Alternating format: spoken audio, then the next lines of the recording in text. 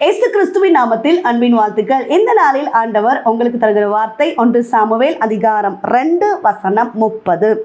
என்னை கனம் பண்ணுகிறவர்களை நான் கனம் பண்ணுவேன். பிரியமானவர்களே, இந்த காலை வேளையில் உங்களோடு கூட ஆண்டவர் இந்த வசனத்தின் மூலமாக பேச போகிறார். ஆண்டவரை கனம் பண்ணினால் கர்த்தர் நம்மையும் கனப்படுத்துவார். இன்றைக்கு எல்லாரும் ஆண்டவரை ஆராதிக்கக்கூடிய விசேஷமான பரிசுத்த ஓய்வு நாள். இந்த நாளில் சில பேர் ஆண்டவரை ஆராதிக்காதபடி நஷ்டப்படுத்தி ஒர்க் பண்ணுறதுக்கோ சில தங்களுடைய சொந்த வேலைகளுக்கோ கடந்து போகிறார்கள். ஆனால் ஆண்டவர் எதிர்பார்க்கிற காரியம் கர்த்தருக்குரிய அந்த நாளை கர்த்தருக்கு என்று கொடுக்கணும். அவரை கனம் பண்ணினால் அவரும் நம்மை கனம் பண்ணுவார். பிரியமானவர்களே, எரிக் லிட்டில் என்ற வாலிபன் ஆண்டவருடைய அந்த ஐக்கியத்தில் அன்பில் அதிகமாய் வளர்க்கப்பட்ட ஒரு வாலிபனாக காணப்பட்டார். ஒரு கிறிஸ்தவ மிஷனரி குடும்பத்தில் தான் அவர் பிறந்திருக்காரு. சின்ன வயசுலேயே கர்த்தருக்குரிய சகல காரியங்களையும் அவர் கற்றுக்கொண்டிருக்கிறார்.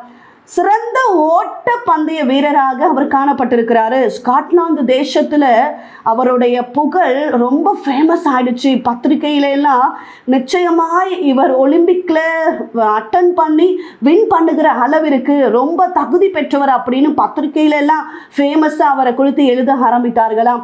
அதே மாதிரி ஒலிம்பிக் போட்டியில் 100 மீட்டர் ஓட்டத்தில் அவர் ஓடும்படியான ஆப்பர்ச்சுனிட்டி கிடைக்குது. ஆனால் அந்த டே சண்டேவாக இருந்ததாம்.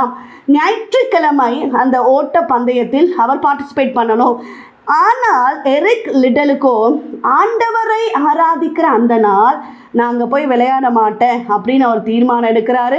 விளையாடவும் அவர் போகலை.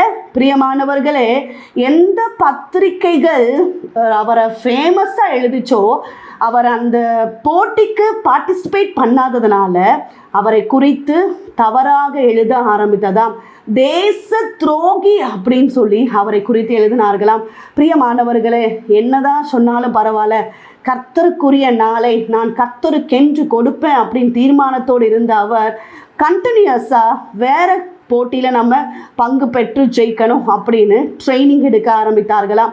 மறுபடியுமாக 400 மீட்டர் ஓட்ட பந்தயத்தில் ஓடும்படியான வாய்ப்பு அவருக்கு கிடைக்கிறது. பிரியமானவர்களே, 400 மீட்டர் ஓட்ட பந்தயத்தில் இந்த எரிக் பயங்கரமான ஒரு வெற்றியை பெற்று தருகிறார். அவருக்கு ஈடாக 12 இயர்ஸ் யாராலும் எழும்ப முடியலையா, அந்த அளவிற்கு பயங்கரமாக கர்த்தர் அந்த வாலிபனை கனப்படுத்தினாராம்.